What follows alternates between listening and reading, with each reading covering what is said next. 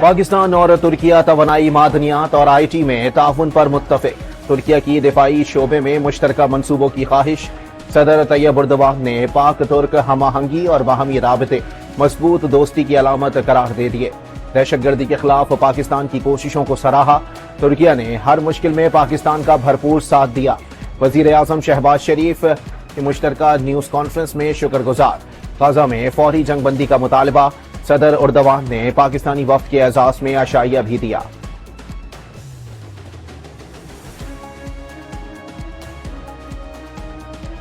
مقبوضہ کشمیر کے علاقے پہلگام میں سیاحوں پر حملے میں 27 افراد ہلاک، غیر معروف تنظیم نے ذمہ داری قبول کر لی۔ واقعے پر بھارتی میڈیا اور بھارتی ایجنسی را سے منسلک سوشل میڈیا پاکستان کے خلاف زہر اگلنے لگا۔ ٹاپ ٹرینڈ میں ہزاروں پاکستانیوں نے بھارتی پروپیگنڈا مسترد کر دیا۔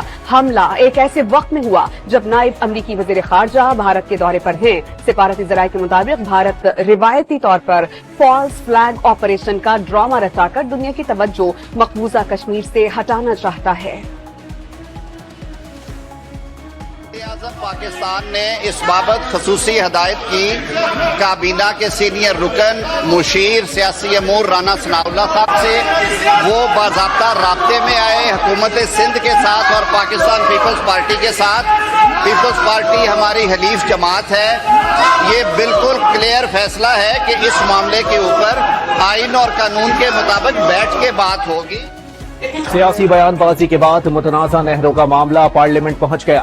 پانی چوری نامنظور کے نعروں کے جواب میں منافقانہ سیاست کے نعرے، ایوان مچھلی بازار بن گیا۔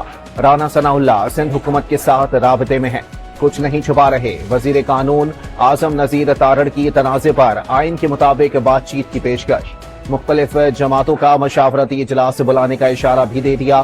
پیپلز پارٹی کا ایوان سے واک آؤٹ۔ پانی کا مسئلہ کیوں متنازع بنایا جا رہا ہے؟ دیوار سے لگائیں گے تو دمادم مست کلندر ہوگا، سینیٹر شیری رحمان نے خبردار کر دیا۔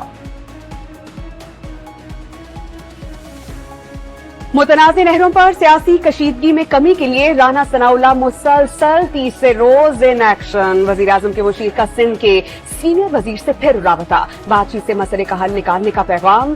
رانا ثناء اللہ کا قومی عوامی تحریک کے سربراہ ایاز لطیف پلیچو، جے جو آئی سندھ کے سیکریٹری جنرل راشد محمود سومرو اور سندھ یونائیٹڈ پارٹی کے صدر زین شاہ سے رابطہ، نہروں کے مسئلے پر مذاکرات کی پیشکش۔